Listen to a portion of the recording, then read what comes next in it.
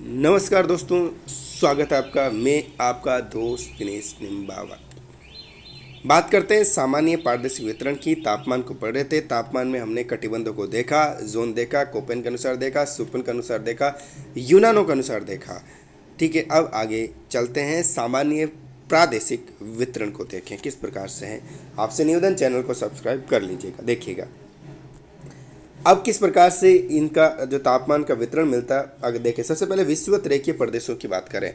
ये पेटी विषुवत रेखा के 5 डिग्री उत्तर और दक्षिण में स्थित रहती है। ये डिग्रियों का जरूर सवाल आता है। या देखिएगा अक्षांश के मध्य का, यानी विषुवत रेखीय जो प्रदेश रहता है वो 0 डिग्री पर विषुवत रेखा, यहाँ से 5 डिग्री उत्तर 5 डिग्री दक्षिण गोलार्धों का जो भाग होता है वो कहलाता है विषुवत रेखीय प्रदेश। याद रखिएगा।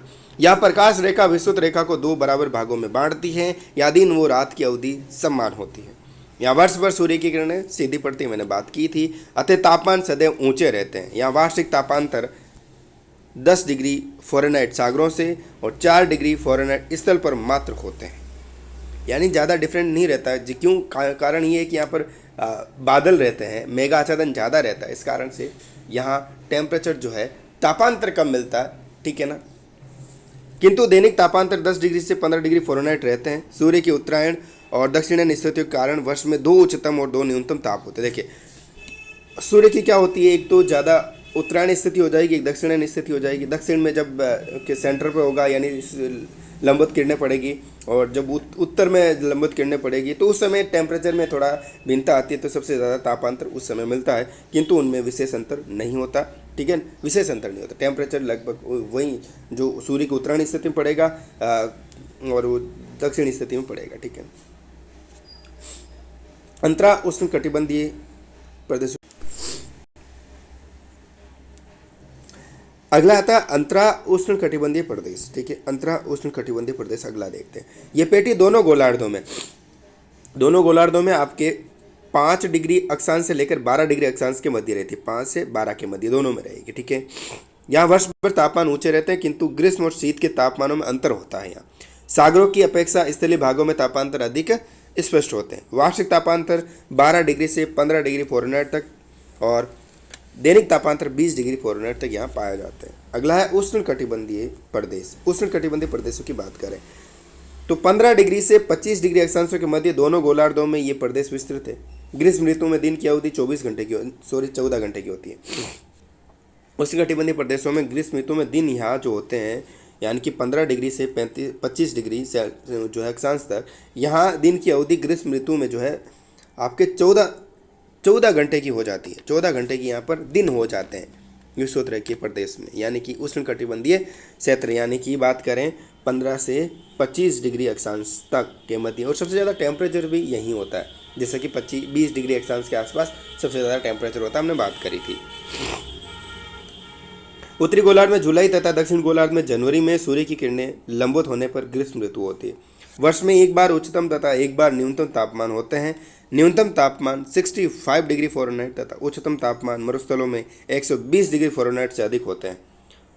अजीजिया में सितंबर 1922 में 136 डिग्री तापमान रिकॉर्ड किया गया था। मरुस्थलों में रात्रि के तापमान 40 डिग्री फ़ारेनहाइट तक गिर जाते हैं। क्यों गिरते हैं मरुस्थलों में? क्यों गिरते हैं? क्योंकि ये जल्दी से क्या होते हैं, गर्म होते हैं, जल्दी से ठंडे होते हैं। और दूसरी बात, यहाँ मरुस्थलों में ग्रीन हाउस गैसें, यानी कि बात करें कार्बन डाइऑक्साइड वगैरह कम होती है, तो जो पार्थिव विकिरण है इनको रोक नहीं पाती, ये निकल जाती, तो टेम्परेचर यहाँ जल्दी से डाउन हो जाता। हमने इसकी बात पिछले वीडियो में की थी।